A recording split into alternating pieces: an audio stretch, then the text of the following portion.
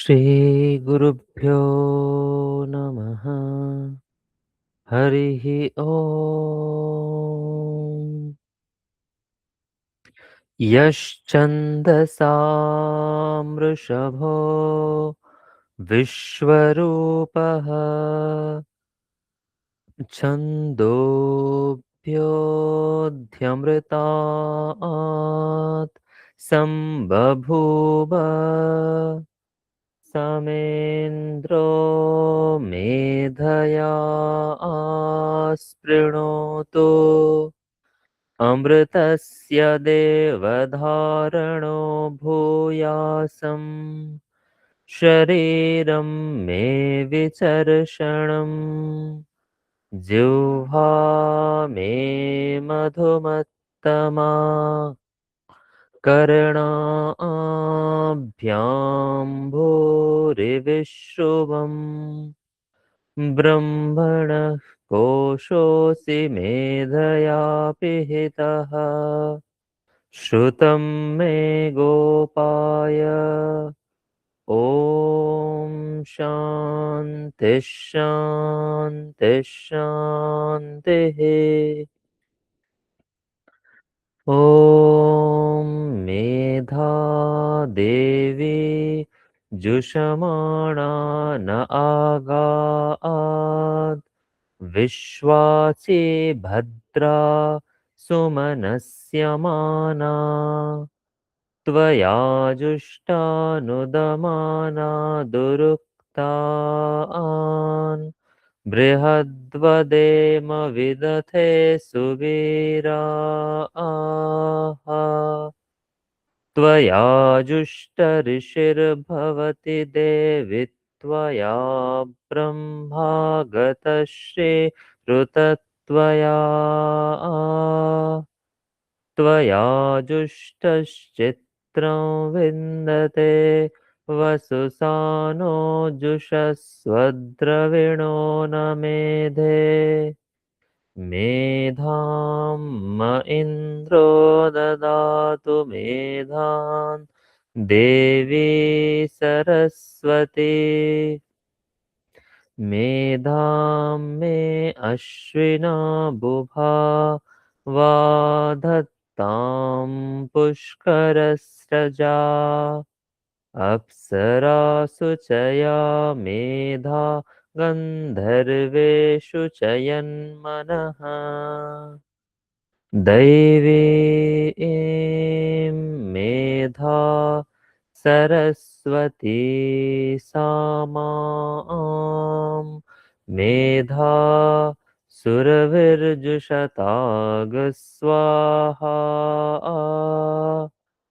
आमां मेधा सुरभिर्विश्वरूपा हिरण्यवर्णा जगति जगम्या ऊर्जस्वती पयसा पिन्वमाना सा मां मेधा सुप्रतीकाजुषन्ताम् ॐ हंसाय विद्महे परमहंसाय धीमहि तन्नो हंसः प्रचोदयात्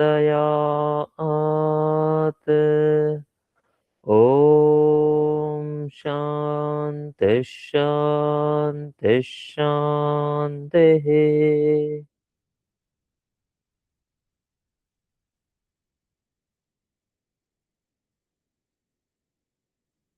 নবম অধ্যায় 1 থেকে 17 নম্বর শ্লোক।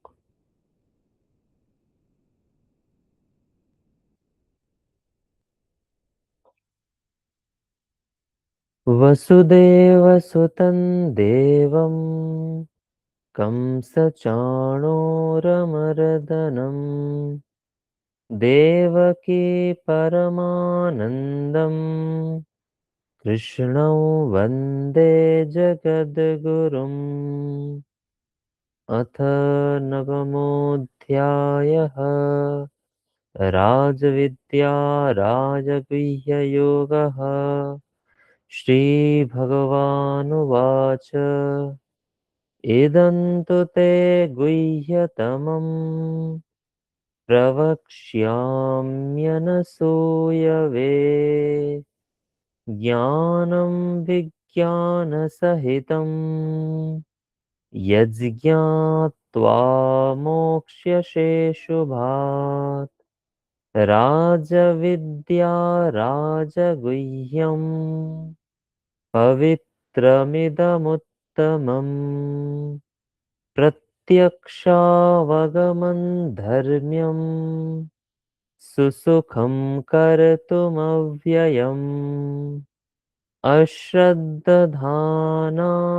पुरुषा धर्मस्यास्य परन्तप अप्राप्यमान्निवर्तन्ते मृत्युसंसारवर्त्मनि मया ततमिदं सर्वं जगदव्यक्तमूर्तिना मत्स्थानि सर्वभूतानि न चाहन्तेष्वस्थितः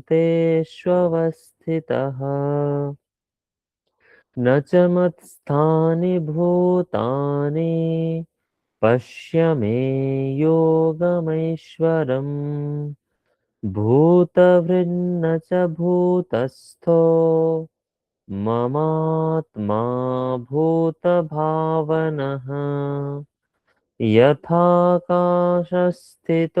नित्यं वायुः सर्वत्र गो महान् तथा सर्वाणि भूतानि मत्स्थानीत्युपधारय सर्वभूतानि कौन्तेय प्रकृतिं यान्ति मामिकाम् कल्पक्षये पुनस्तानि कल्पादौ विसृजाम्यहम् प्रकृतिं स्वामवष्टभ्य विसृजामि पुनः पुनः भूतग्राममिमं कृत्स्नम् अवशं प्रकृतेर्वशात् न च मां तानि कर्माणि निबध्नन्ति धनञ्जय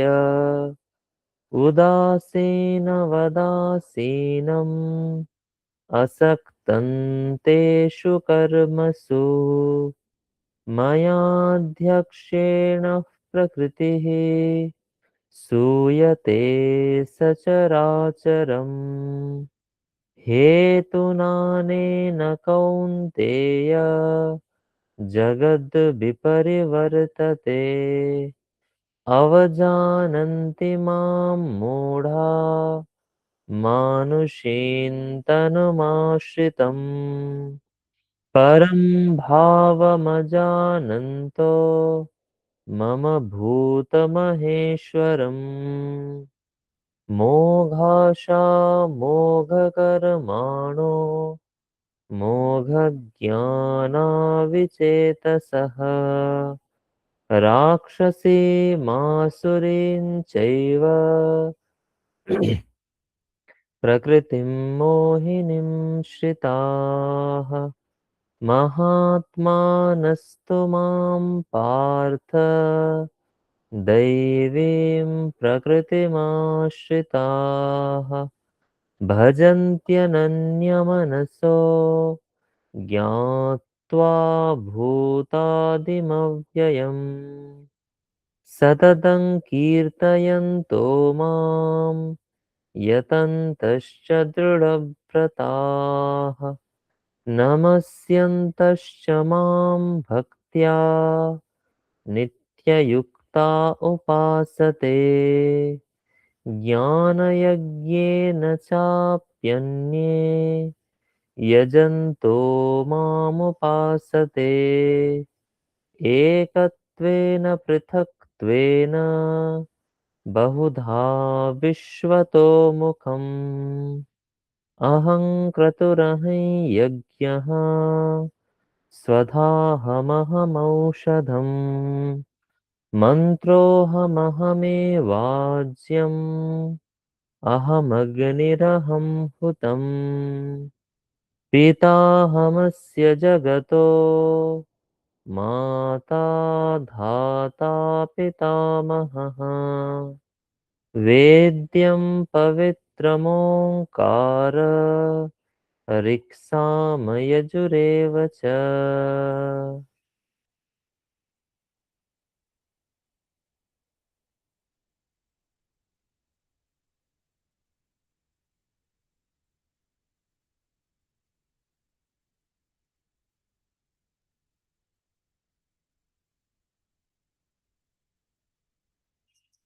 আজকের মনন শ্রীমদ্ ভগবদ গীতা সপ্তম অধ্যায় ত্রয়োদশ শ্লোক। ত্রিভির্গুণময়ৈর্ভাবৈ एभिः सर्वमिदं जगत् मोहितन्नाभिजानाति मामेभ्यः परमव्ययम्।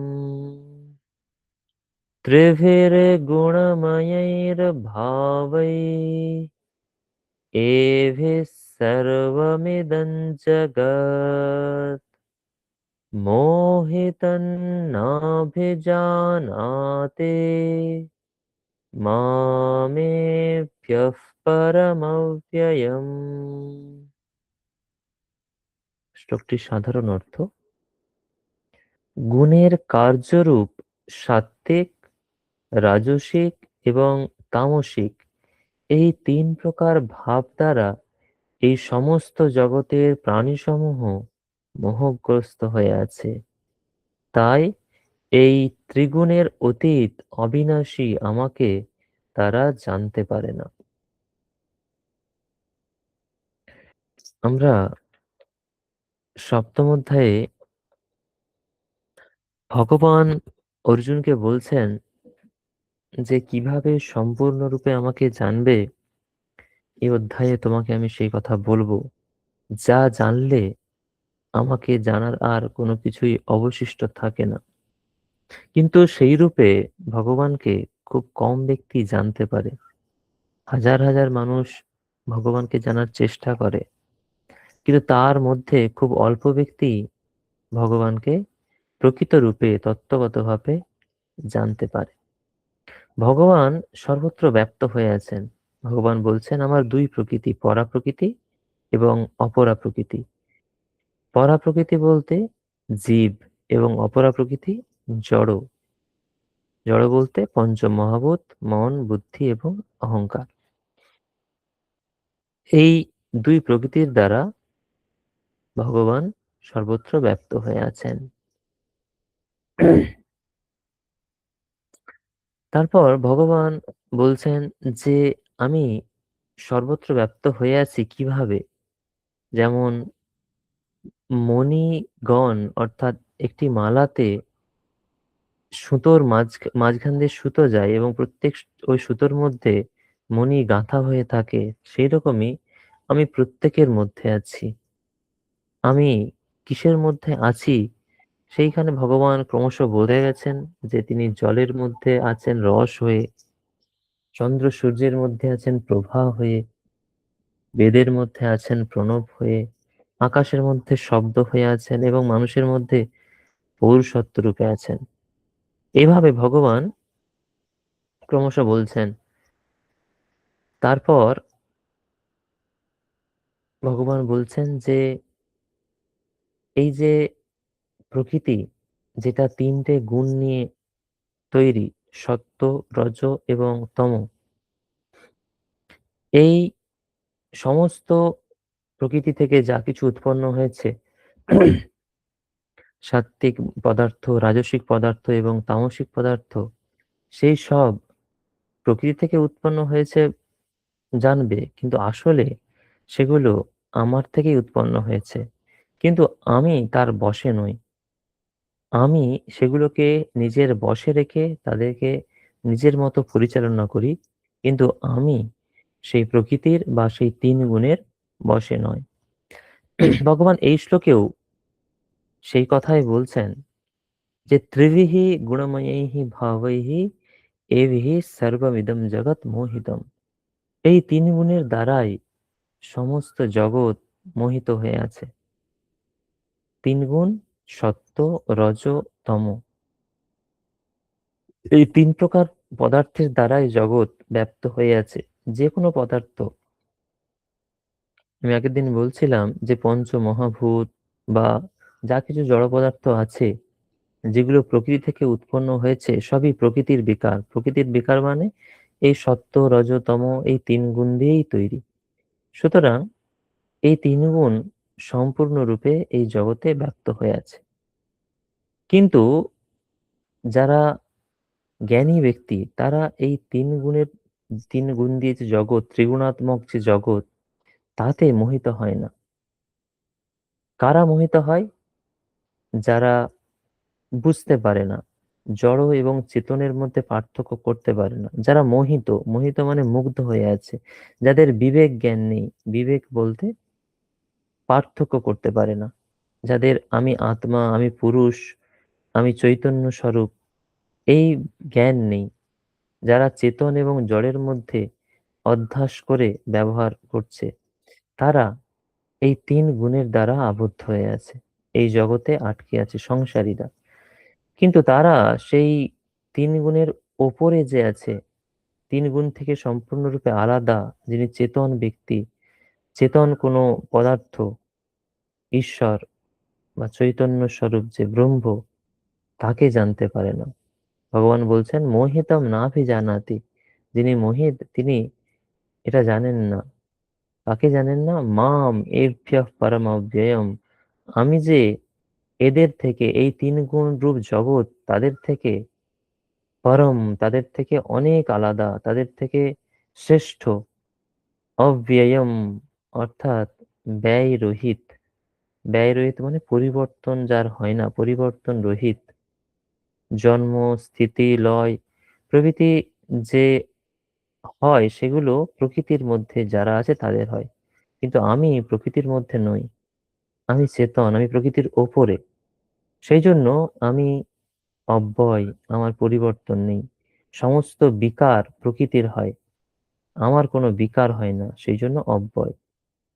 সেই রূপ যে অব্যয়, সেই রূপ যে সব থেকে শ্রেষ্ঠ চেতন পদার্থ, মোহিত ব্যক্তিরা সেই রূপ আমাকে জানতে পারে না। তারা এই ত্রিগুণাত্মক জগতেই মোহিত হয়ে আছে। আমরা যদি সাংখ্য দর্শনের দৃষ্টি থেকে দেখি, সাংখ্য দর্শনও ঠিক এই কথাই বলেছে যে জগতে প্রধানত ২টি তত্ত্ব আছে, প্রকৃতি এবং পুরুষ, জড়তত্ত্ব এবং চেতন তত্ত্ব। প্রকৃতি থেকে জগৎ তৈরি হয়েছে, এবং আর আছে পুরুষ আছে, কিন্তু পুরুষের কারণেই প্রকৃতির মধ্যে বিকার উৎপন্ন হয় এবং এই জগৎ উৎপন্ন হয়। তাহলে প্রকৃতি এবং পুরুষ আলাদা আলাদা অবস্থায় থাকলে কখনো সৃষ্টি হয় না। এখন জ্ঞান কি করে হবে? সৃষ্টি তো হয়ে গেছে, আমরা দেখতে পাচ্ছি, আমরা তো সৃষ্টির মধ্যেই আছি, তাহলে জ্ঞান কি করে হবে? তখন সাংখ্য দর্শন বলে যে বিবেক জ্ঞান, অর্থাৎ পুরুষ থেকে প্রকৃতি যে আলাদা, এই যে জ্ঞান, তার দ্বারাই মুখ্য হয়। অর্থাৎ এখন আমরা প্রকৃতির মধ্যে ঢুকে গিয়ে আমরা যে প্রকৃতির থেকে আলাদা সেটা বুঝতে পারছি না। যেমন ধরুন, আমি যদি ভাবি যে আমি কে, আমার প্রথমেই মনে হয় আমি একটা দেহ। দেহ থেকে আমরা বেরোতে পারি না। সুতরাং এই যে দেহ ভাবছি, দেহটা আসলে প্রকৃতির তৈরি। উম, শাস্ত্র বলছেন যে আমি আসলে চৈতন্য স্বরূপ আত্মা। এই দেহটা প্রকৃতি থেকে তৈরি, প্রকৃতি থেকে পঞ্চ মহাভূত হয়েছে, আমাদের দেহের মধ্যে পঞ্চ মহাভূতই আছে। আর কি আছে? মন, বুদ্ধি, অহংকার আছে। তাহলে এই যে দেহটা, শরীরটা, তার মধ্যে চৈতন্য আছে, পুরুষ আছে, কিন্তু সেই পুরুষ বা আত্মা, তাকে আমরা আমি বলে জানি না। আমরা তার সঙ্গে দেহকে বা মনকে বা বুদ্ধিকে পার্থক্য করতে পারি না। যদি পার্থক্য করতে পারি যে আমি আসলে আত্মা, আমার দেহ, এই আত্মা থেকে দেহ আলাদা, মন আলাদা, বুদ্ধি আলাদা, তাহলে আমাদের এই বিবেক জ্ঞানটা তখন জাগ্রত হবে। অনুভব হবে যে আমি আত্মা, আমি দেহ নই, মন নই। তখন আমার কৈবল্য বা মুক্তি হবে। এবং কৈবল্য হলে আমরা সেই আত্মাকে জানতে পারবো, চৈতন্যকে জানতে পারবো। কিন্তু যারা এই তিন গুণের জগতে, অর্থাৎ এই জগৎ মানে শরীররূপ জগৎ অথবা বাইরের জগৎ, বহির্জগৎ, তাতে মত্ত হয়ে আছে, তারা ত্রিগুণের মধ্যেই কিন্তু মত্ত হয়ে আছে। তিনটে গুণের বাইরে কেউ যেতে পারে না। কিন্তু ভগবানকে উপাসনা করলে বা চৈতন্যকে জানতে পারলে এই বিবেক জ্ঞানটা উৎপন্ন হয়। তখন আম, আমরা সেই চৈতন্যকে আমি বলে জানতে পারি। ঠাকুর বারবার বলছেন যে, যদি আমরা ঠাকুর শ্রীরামকৃষ্ণের কথামৃত পড়ি, সেখানে বলছে বিচার করবে, বস্তু অবস্তু বিচার করবে, সৎ অসৎ বিচার করবে। সৎ অসৎ মানে কি? সৎ মানে হচ্ছে এই চৈতন্য, আর অসৎ মানে এই যেগুলো পরিবর্তন হয় প্রকৃতির থেকে তৈরি। সদসৎ বিচার মানে এই নিত্য অনিত্য বিচার। অনিত্য হচ্ছে এই যে প্রকৃতি থেকে উৎপন্ন যেগুলোর বিকার হয়, কিন্তু বিকার হয় না কার? সে হচ্ছে নিত্য চৈতন্য আত্মা। এই কথাই যেন এখানে বলছে যে তিন গুণের মধ্যে যা কিছু আছে এই জগৎ, সেগুলো সেগুলোর মধ্যে সংসারীরা বদ্ধ হয়ে থাকে, কিন্তু আমাকে জানতে পারে না। কিন্তু আমি কখনো সংসারের মধ্যে বদ্ধ হই না। আমি সেই তিন গুণের যা পদার্থ আছে তার থেকে অনেক শ্রেষ্ঠ, অনেক ওপরে, অনেক আলাদা। আমি চৈতন্য। তিন গুণ হচ্ছে জড়, আর আমার কোনো পরিবর্তন হয় না, আমি হলাম নিত্য। এইভাবে ভগবানকে জানতে হবে। আমরা এখানে আমাদের মনন পর্ব শেষ করছি। আপনারা আপনাদের প্রাত্যহিক জপ, ধ্যান, পূজা পাঠ প্রভৃতির মাধ্যমে একটি সুন্দর নতুন দিন শুরু করুন। সকলকে সুপ্রভাত।